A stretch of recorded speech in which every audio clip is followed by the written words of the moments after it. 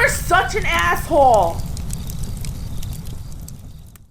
Continuing to bang it out at assholeconsulting.com, where you, for money, could contact America's older brother, but we do foreigners as well. At assholeconsulting.com, where I apparently, still to this day, I am the purveyor of truth. And I hate to say it, I think I will maintain this monopoly because the rest of the corporate world is just too much of a bunch of fucking pussies to tell people how it is.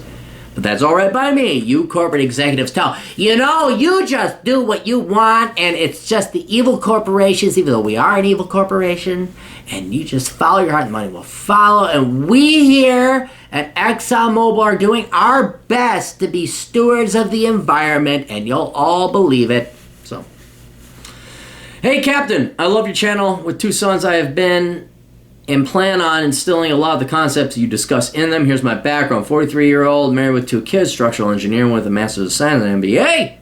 Jesus, you went to school a lot. Which were both paid for by my company. All right, that's sort of all right. A great STEM career perk that you need to mention to your viewers. Okay, by the way, guys, if the corporation pays you for your degree, they pay for your tuition, it might be worth getting it. I would also add to the fact that they better, and I'm being deadly serious, you think I'm joking or being egotistical or arrogant. No, you want me to go get a degree? Well, not only are you going to pay for my fucking degree, you're going to pay for my fucking time as well to go study that degree, because that's time I can be spending riding motorcycles, fucking my big-titted, red-headed wife, or spending time with my children. I love how corporations have totally brainwashed you guys. You'll pay for me to go and waste my time somewhere for something that I could do anyway otherwise if you just train me? Okay, that sounds like a great idea. Fuck my family and children. No, fuck you. You want me to go get my degree? That's great. By the way, you're going to pay me. And at a rate of time and a half overtime, because I'm already working for you fuckers. Now you want me to spend more of my finite life studying shit that ultimately doesn't fucking matter? Yeah, you're going to pay me a fucking shit ton. I think time and a half, double time is what you'd be paying me. But oh, that precious corporate cock you must massage and suck and fuck. Alright, sorry, got a little pissed off at that. I have a cushy engineering job that allows me to work anywhere in the world, and I could easily do this job into my 70s. As a structural engineer, I'm also considered to be more valuable to my company with age, another thing to mention to viewers when considering a career. Okay, so like if you're a structural engineer, apparently age doesn't phase you out. I plan on having no bills and spending the same as what I do now on entertainment and food / travel when I'm in retirement. Retirement, $300,000 in retirement savings. I'm currently saving $36,000 a year into my 401k and my 403b for the wife. So wifey works a nonprofit. Oh my God, how fucking unexpected. When you hear 403b, that means charity work, make work job. How old are you, 43? Oh wow, you're way ahead of the curve here on this one, dude. I'm very risk averse and I've only been making about 1 to 1.5% return per year since 2014 when I thought the market topped off. Dude, lots of people made money selling too early. Don't worry, that's fine, man. You did a good job. Don't worry about it. Did you have gains? Did you have gains? Okay, shut the fuck up and be happy. I've been waiting ever since for the bubble to burst, but instead have been a chump on the side. No, you're not a chump. You are not a chump. Did you make money? Did you make your gains? Yes, from 2009-8 when it bottomed out to 20, you had some great gains. You doubled your money. Just be happy. No one times I know you're an engineer. You think there's a formula like, oh shit, I could have gained an extra 5%. No, you did good.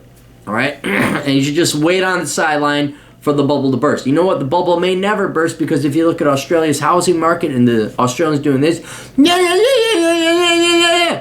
but with an accent in Brisbane and Melbourne and Sydney, bubbles can go on forever. All right, just don't worry that I could have stayed in until but what if it was 1998 then 1999 and you were invested in the .coms? You would have lost 70% of it. You did fine. Stop beating yourself up over that. I also consider the tax savings, 36% now versus a 15% rate when retired, to be an investment return without the risk that makes me justify my low fund rate return rate. Yeah, no, you absolutely are right there too. Absolutely. I would have just maybe diversified your portfolio a bit, because if you're earning 1 to 1.5% You're not beating inflation, so you're what, a money market fund? You gotta be, there's nothing wrong with taking, look, the world is not gonna run out of stupid people, okay? Sometimes you gotta invest on stupid, which means having a little bit of money diversified into the S&P 500 index fund.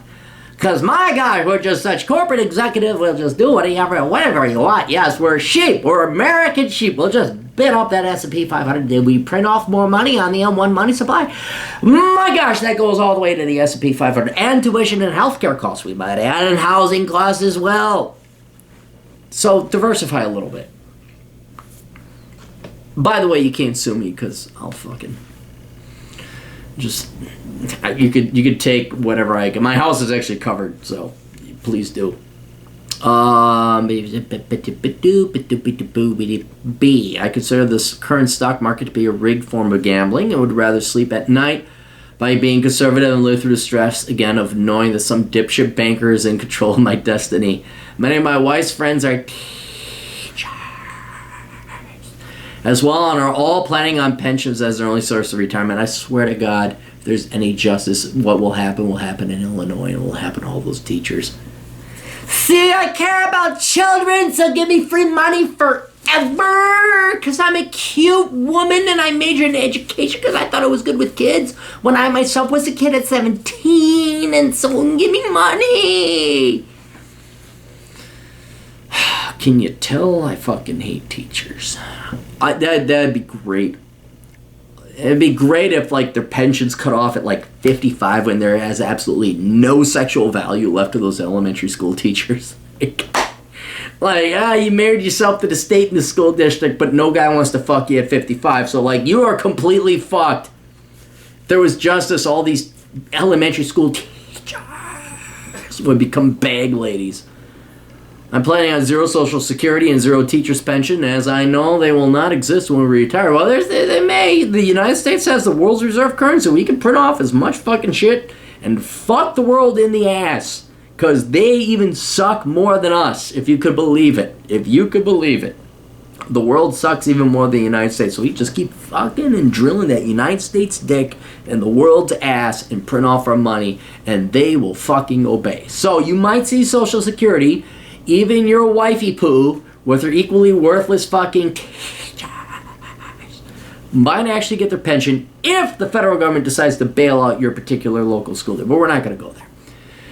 If we get one or the other, great. If not, we are covered. Mortgage, $250 left on it. I have refinanced from a 15-year back to a 30-year in 2008 because I was scared to death of the economy and wanted a safety net and payments in case I lost my job. Great clairvoyance and foresight. Outstanding. I already plan to pay off the mortgage early in 9 years at 24 years total. Okay, and you save 6 years. My question is this: should I take the money I'm putting in a 401k and pay off my mortgage much earlier, or continue to max out retirement savings? I've done the math, and both outcomes are financially similar over the next 10 years. I want to get your thoughts on what would be best for my life beyond 10 years. My fear is that these libtards will tax the shit out of my 401k because they haven't saved a dime one. They haven't saved dime one. I really want to maximize my freedom over my own destiny by taking all others out controlling my... I really want to maximize my freedom over my own destiny by taking all others out controlling my money. I read it as it was written, guys. Any thoughts on this would be appreciated. Feel free to do a video as it might help others. Thanks. All right, here's the deal. This is the classic example of retirement money or pay off debts. And the problem that you face with investing in the stock market, your 401ks, IRAs, etc., 403bs, and 457 faggots, is like, what do you invest in? And if you look at the stock market and the bond market, the real rate of return, I'm not talking capital gains, that has nothing to do with it. Like the dividend rates and the interest rates are like around 2%.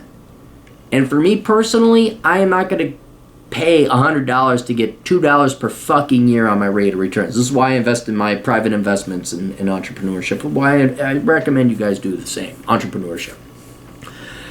But then it's like, okay, well, you get a 2% rate of return. That's jack shit.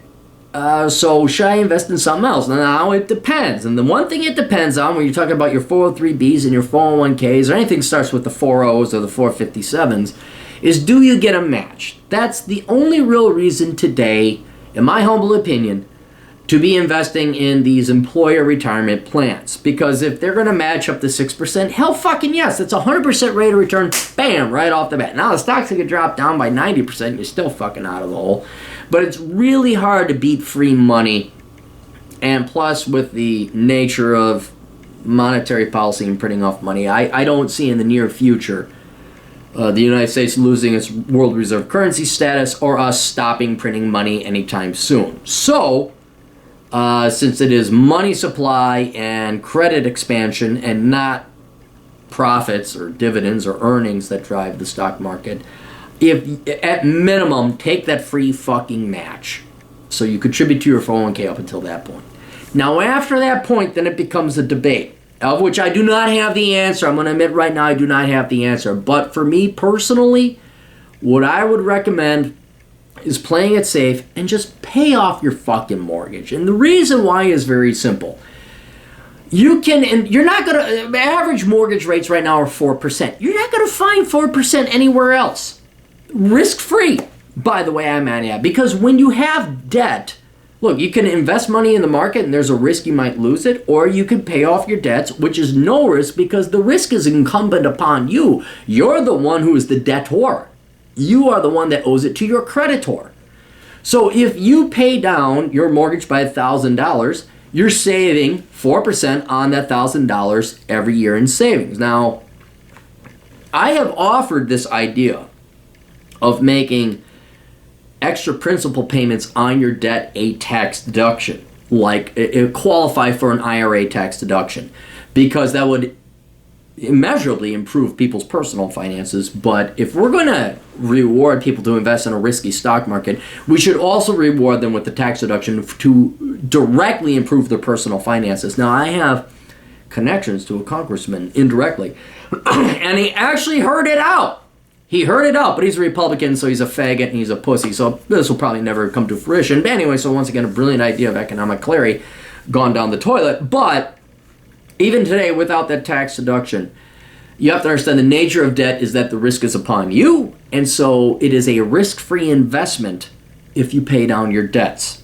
Okay? So you pay down your mortgage by $5,000, that saves you 4% on that $5,000 of principal that would not have accrued otherwise. So even with the tax deduction, most people's debts today are above, even if you adjust for the tax deduction you get from an IRA, it still pays financially to pay off your debts. Certainly a credit card's at like 25%, or a car loan at 8%, or a student loans at 7%. Even today, adjusting for the tax deduction, it pays to pay off your debts because you're going to save more money that way, even adjusting for the tax deduction. But when it comes to you right now, like, oh, I can invest my money in the IRA or the 401k, you invest up to the match. Okay, what do you get beyond that? Not much, based on a 2% dividend yield and the 1.5% you're getting on your risk-free or quote risk-free investment. What I would do is pay off your fucking mortgage. Just fucking be done with that shit, okay? And you're going to save yourself automatically. I don't know what your interest rate is, but I'm going to estimate it's in the range in the neighborhood of 4%. Can you get 4% anywhere else? No? Fucking pay off your mortgage. Do you have a car loan? Pay off that first. I mean, it's the old classic, pay off your higher interest rates, debts first. But if you have a 4% rate of return by paying off debts, or a 2% rate of return investing in a 401k, of which you can risk losing your money, I'm sorry. No, look, nobody ever in the history of evers got into financial trouble paying off their debts early. Nobody. It's the one bit of financial advice I have no problem giving, because there's no way you can fuck that up. There's no legal consequences. Pay off your debts. What do you? Well, Your Honor, he said to pay off my debts, but I didn't. And then what? There's no way you can fuck that up. It's a win-win. It's a no-brainer. So that's what I would recommend, is paying off your mortgage. But I mean, contribute up to the match. Get the free money from your employer. And Wifey Poo the same way. She teaches English to 15-year-olds who are probably pretty damn fluent in English by this time, but whatever. Pay off that damn mortgage.